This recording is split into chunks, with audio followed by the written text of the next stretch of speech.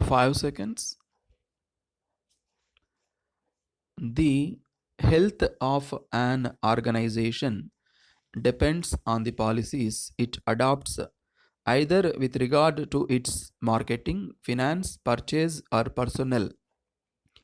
It is no denying a fact that each and every branch mentioned above plays a very vital role in the growth and development of an industry. Today, in this session, we shall be discussing one of the most important facets of management, that is personnel. The important indices which are used to know the level of the health of the organization are absenteeism, accidents, indiscipline, and labor turnover.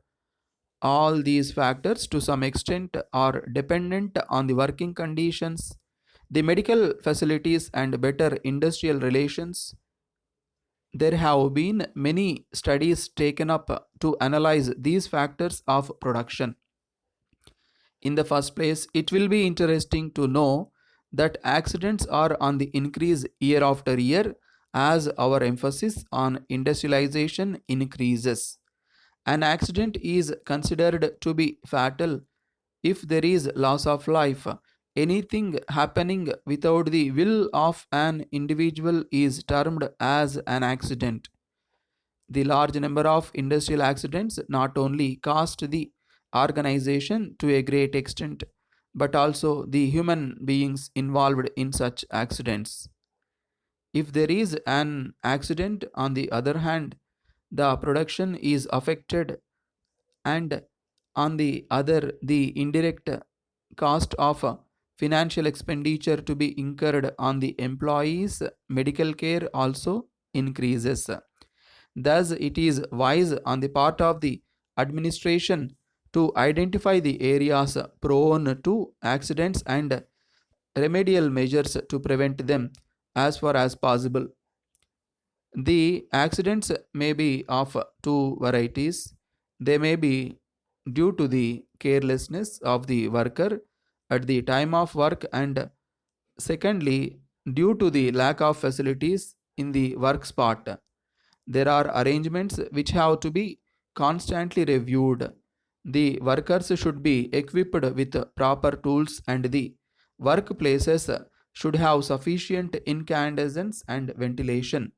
Further, the working hours of the company should be such as to give the worker enough rest, as fatigue also is one of the causes for the accidents.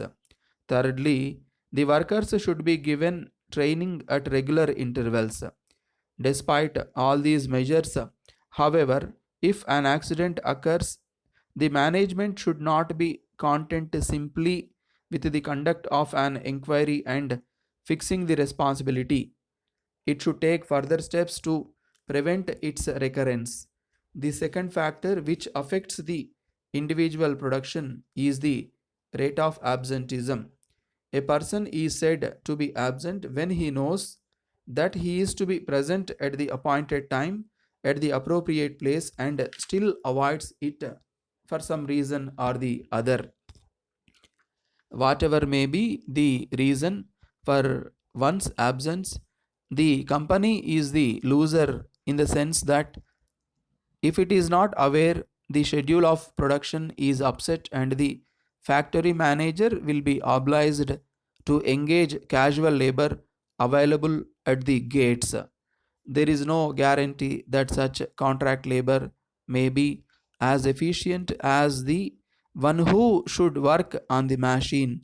And once again, accidents may occur due to the fact that the occasional worker fails to follow the motion of the machines, the effects of which are sometimes costly.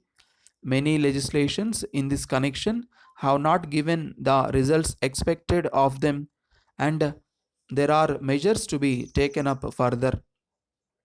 Indiscipline is another factor which must be taken proper care of by the administration. The disciplinary rules of an organization should not be so harsh as to prompt a worker to show his dissent in any manner, while at the same time They should not be too liberal. On behalf of my country and on my behalf, I extend hearty congratulations to you on being elected to the distinguished post of President of the United States of America. I fervently hope that the relations between our two countries would grow from strength to strength in the years to come.